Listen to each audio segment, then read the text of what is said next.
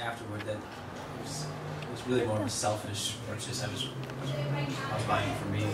I read it before Sarah ever touched it, and the next thing I knew, I was writing a letter to Monica that she needed to send us a story because we needed Monica in our magazine. So, Monica Drake.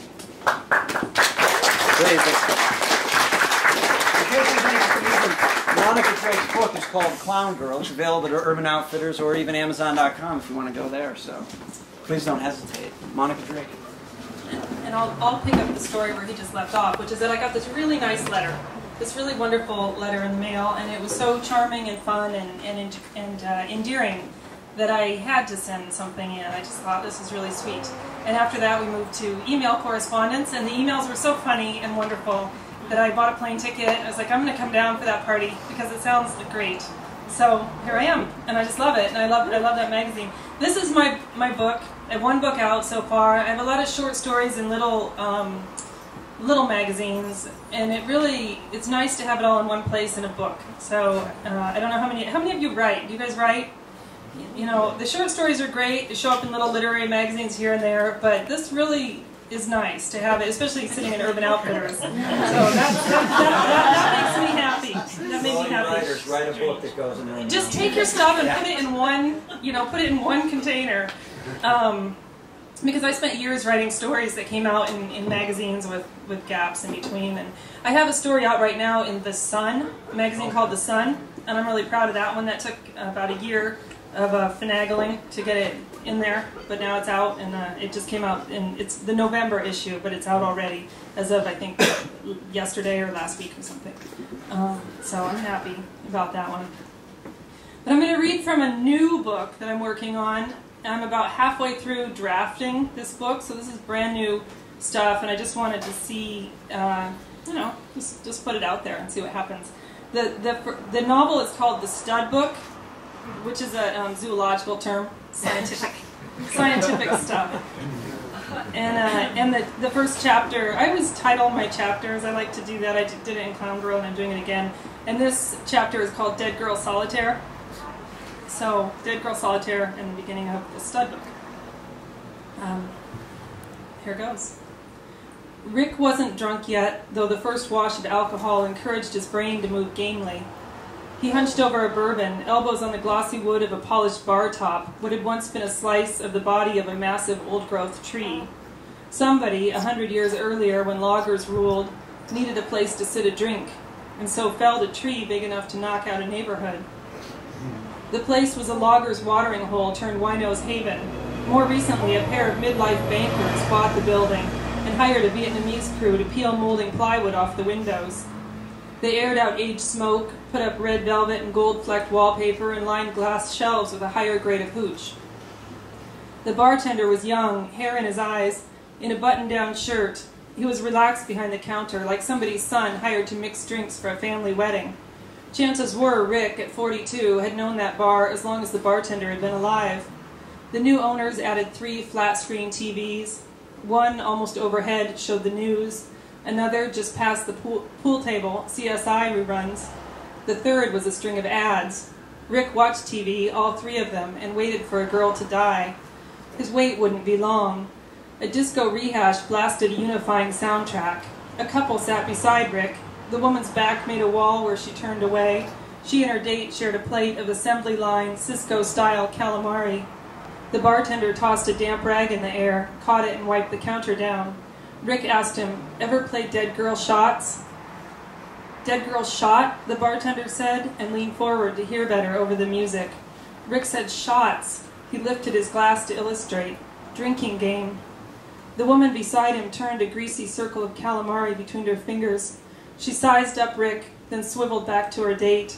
She used her other hand to flick a strand of her long hair, like a cat flicking its tail in irritation. Rick hadn't played Dead Girl Shots in years, but he thought about it. Did anyone play anymore? He played in college, in the lounge, trapped alongside the sweat of dorm mates and the smell of pressed board furniture. The bartender pulled a beer for somebody further down the row. Rick let bourbon coat his tongue, burn its way along his throat, and he watched the news. Rick's guess? Dead local girl inside of 15 minutes, almost to the weather report, halfway to sports. The way you played this game was, watch TV with drinks ready. When you see a dead woman, pour a shot and throw it back.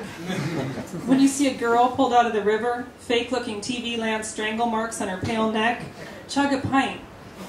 When you see a glamour girl splayed-legged and face up, dusted blue, dressed just enough to please the FCC, shout "Skol" and clink glasses, bottoms up. Rick missed those days. It'd been fun. On the CSI rerun, a dead girl started the episode. Rick's internal dead girl meter told him there wouldn't be another body there for a while. You could lay bets. TV off, bet how many minutes until the dead girl shows up, then turn the TV on and time it. Bet how many channels and flip through.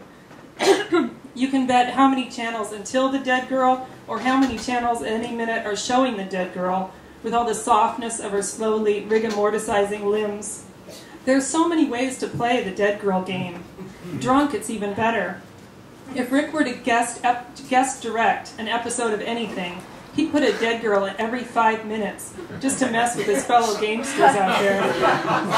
The bartender bent over a crossword puzzle. Rick watched TV, drank his drink, thought about going home to his wife and their new baby daughter. His wife, Georgie, with her stitches in her gut and her bad back, her postpartum gas and grievances. Alana, that elfin thing, red-faced and scowling. Rick loved them both. He did. He loved them in a way that made him half sick to see them waiting at the door, Georgie smiling hello, Alana still wrinkled and squinting, everyone eager to be a family. He loved them in a way that was bigger than anything he had to offer. His daughter was a delicate pink kidney bean. She was so new. She had no scars, no flaws. There was nowhere for her to go in that faultlessness. Rick looked at her, and the world wasn't good enough. He wasn't good enough. She was exactly right. He itched to order another round, another swig, linger in time alone. When the bartender didn't catch his eye, in the moment's pause, Rick almost got up. He thought to head home. Instead, he laid a bet against himself.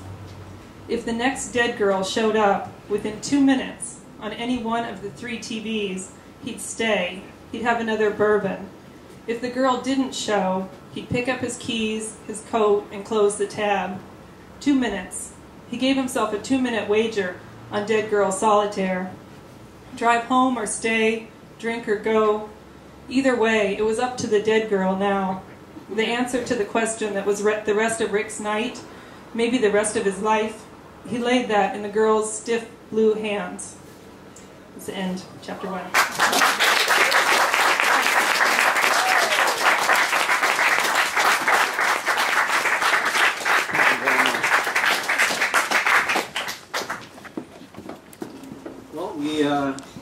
We're just getting things started here, Monica. Thank you very much. That was wonderful. We're going to go right into some live music from Gutter Bunny, which that's Ryan Wilson here, who you've all met moments ago, and Valerie Perry, who's got her USC buttons on. She's missing the USC game for us tonight, so just know that means a lot to her. She did have tickets. So remember, there's alcohol in the back if you want to keep going. That keeps everybody nice and lubricated. And always, you can go to www.theblackboot.com to find out more about us. So I'll keep pitching, and you guys keep having fun. Here is Gutter Bunny. Yes, you can applaud.